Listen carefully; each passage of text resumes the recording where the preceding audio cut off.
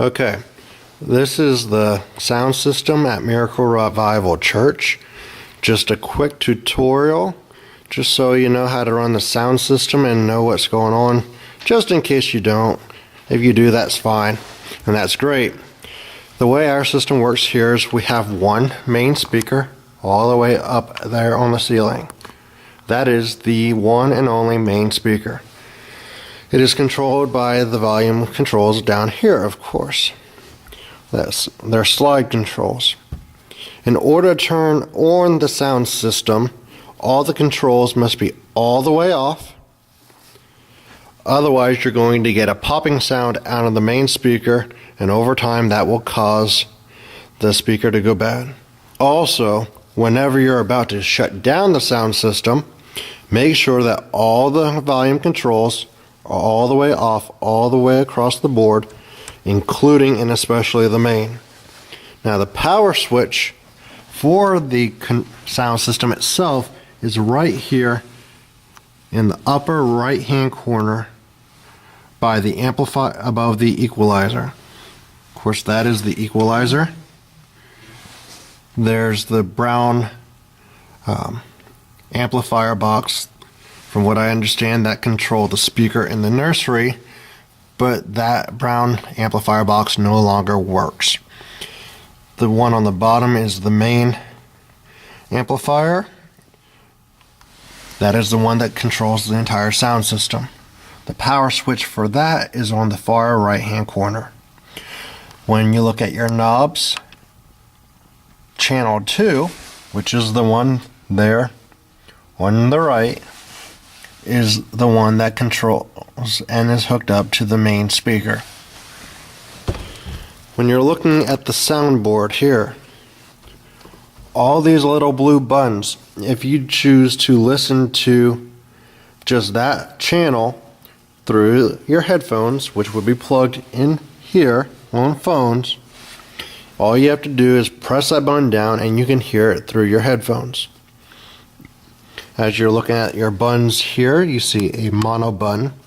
The mono button needs to be down in order for the sound to go from the board over to the main switch, and is controlled that way. The LR, or left right button, needs to be pressed down in order to record from the soundboard, is my understanding. Now, I think it sends it to this record button here. I'm not sure if it sends it there or to the M1 and M2 button. I would think it would be the record. As you're looking at the switches along the board, you see A4, A5, A3, A2, A1. A simply stands for auxiliary. So this is being controlled by switch 1 on auxiliary 1. As we look at that, your main auxiliaries are all over here on your far right, and the auxiliary which the controller goes to depends on which is plugged into that auxiliary port.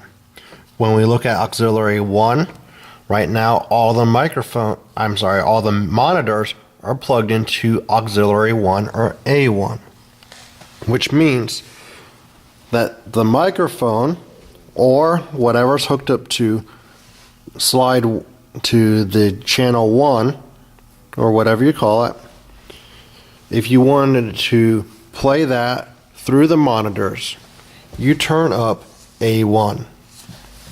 Right now our microphones all feed into A2, which is auxiliary 2. Now, just also a side note, A1 here controls the sound of whatever microphone 1 is coming out of the monitor. This is the low and the high, the volume control. However, the main control for all the monitors are done over there under the main control of A1. These are the main controls right here for each of the auxiliaries. Right now we're only using auxiliary 1 and auxiliary 2. There's nothing plugged into auxiliary 3, 4, or 5, which means down here on your control, A1 controls the monitor, A2 controls the microphone to a degree. However, you can play with A3, A4, and move them any which direction, and it doesn't matter because there's nothing plugged into them to control. Moving on, this little button up here with the line over it, the 100 hertz, you're going to want that pressed down for dealing with microphones. That helps the decibels under the sound under 100 hertz cut off, is what that means. So all that little hand shuffling and everything, that should help control it. Now, with ours, it's a little bit different because most of our microphones are condenser mics. From what I understand, there's two different types of microphones. There are dynamic microphones and there are condenser microphones. We have condensers. The condenser microphones are a lot more sensitive than the dynamic microphones when it comes to picking up sound. So a little bit more shuffling, you're going to hear sounds being made. Now, this little mute button here is handy. Where is it? Right here. What it does is it controls the sound on this control, volume control. So volume control 5, mute 5. I find this is very handy to use when the song leader is getting ready to literally pull the microphone from the holder. A lot of times you'll have that little bumping around sound as it's being pulled out. What I like to do is mute the microphone right before they pull it out because they're normally not speaking. And as soon as it reaches outside of the holder, then unmute it real quickly. And you do that.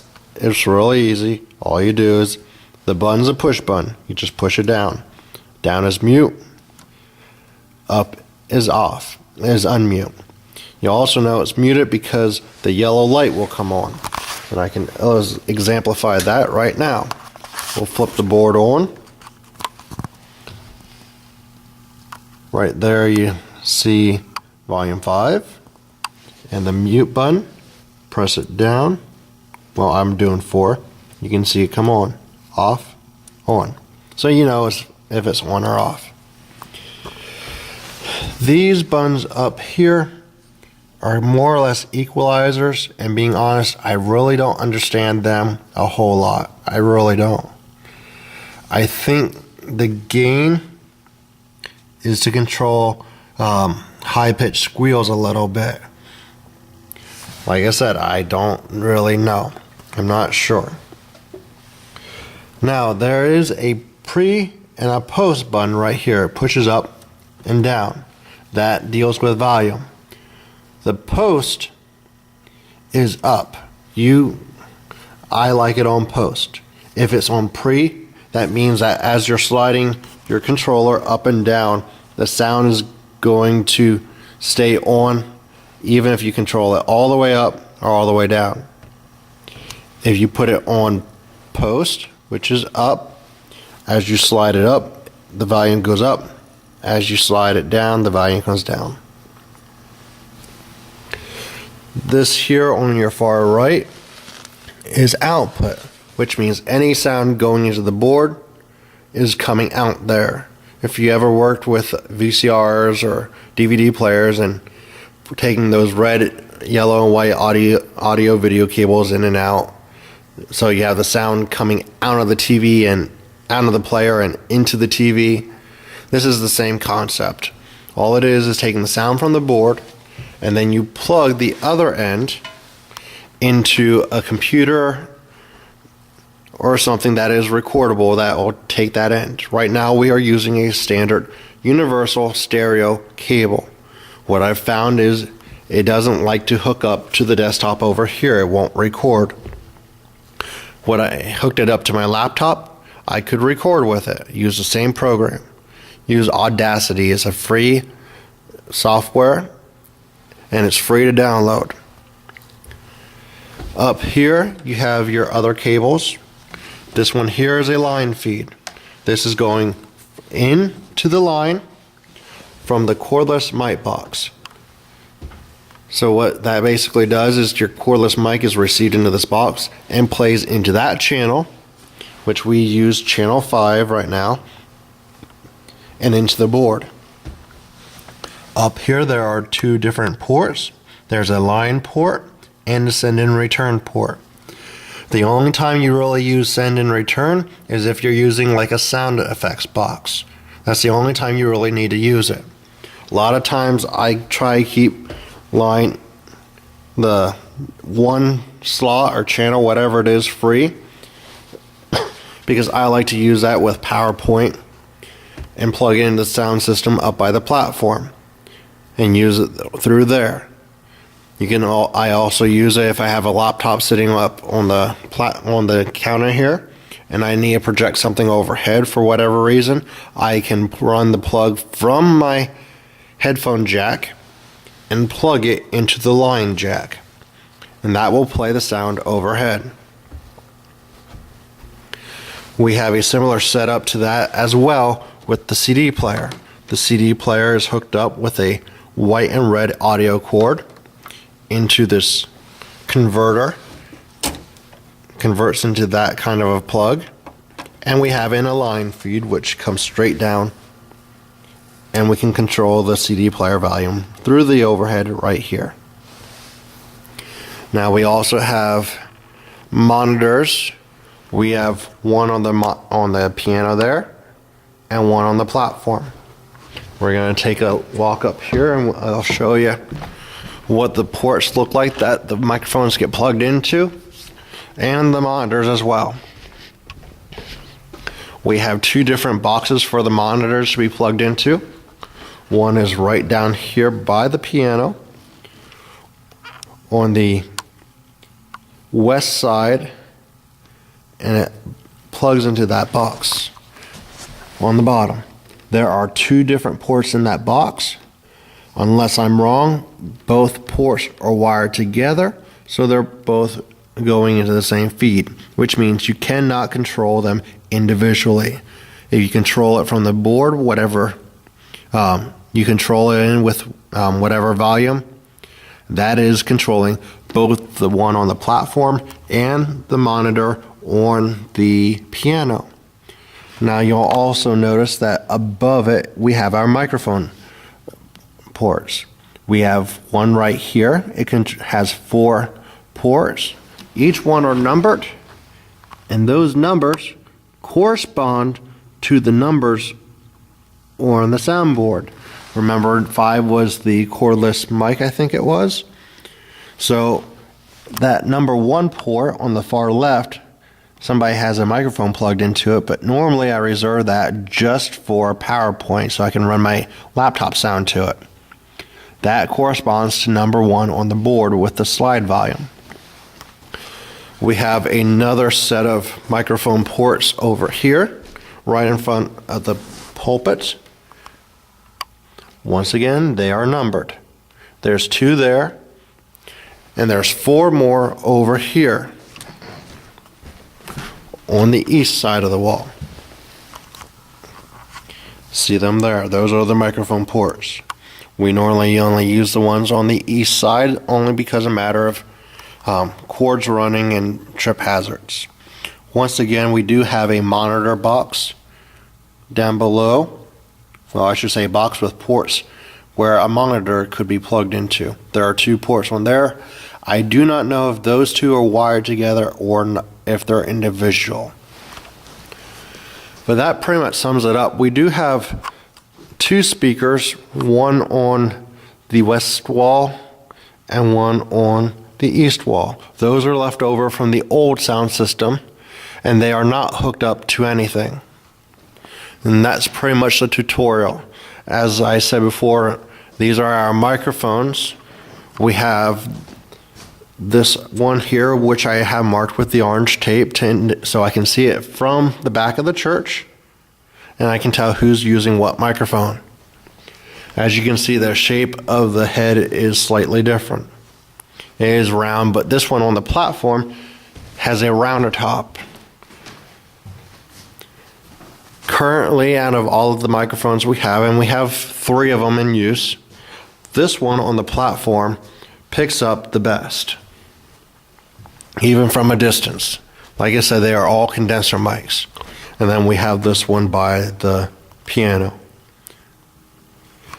Now, when we're looking at the monitor front on top of the piano, it is a smaller microphone. It has a knob on the top for controlling the volume. That was not original. We had Crown Magnetics in to do our sound system, put it into place. It is currently 2013, about at least 10 years ago, if not 13. And when they installed the sound system, that is something that they placed in that monitor. Also, keep in mind, it is also helpful at least once a year, if not twice a year, to clean out all your ports with electronic cleaner.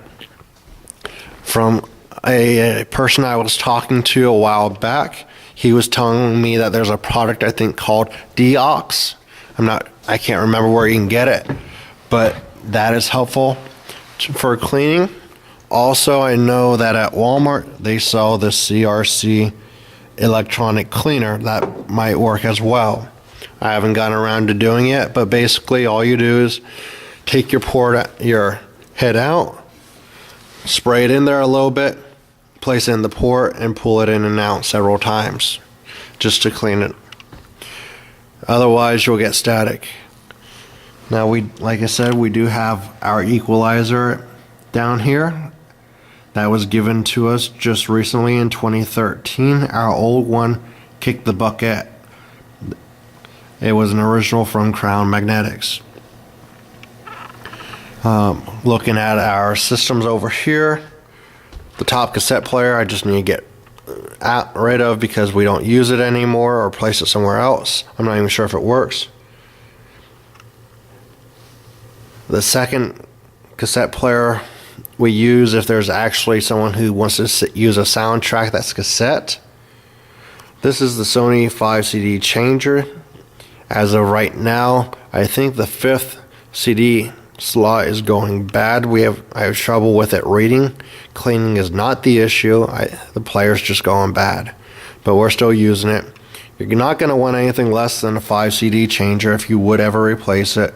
Just because of if you ever do programs, especially with our blacklight program, you'll have, normally I make one main disc with all the songs on it and in sequence. But you're going to have more CDs than that to deal with on the night of the program. Normally we use at least 3 different CDs, and it can be more. We'll use one which has the main program on it. Of course, throughout the program there will be congregationals and specials as well. Our children do a kids choir they have the last couple of years, and that's a separate CD. Also, the pastor's wife sings specials, or he'll have someone else sing specials, which means there's another CD. So you're talking at least 3 different CDs being used, so you want at least a 5 CD changer in operation. I don't see why you would need a larger one at this point in time. You don't need it, but you're not going to want anything less than a 3 CD changer for sure. In fact, I wouldn't go anything less than a 5 just to keep yourself safe. Otherwise, you're going to have to open, possibly take some out, put it in, and just get you a mess when you're playing with the sound system. If you're doing the video recording, if you're then dealing with all the CDs and keeping that operational as well. If you'd have to have sound effects going on and use a computer for that, which you can use this computer over here that is very capable of doing it. We have done it before. That it just makes for a lot. So you definitely want nothing less than a 5 CD changer. Okay, that should conclude our basic rundown of the sound system.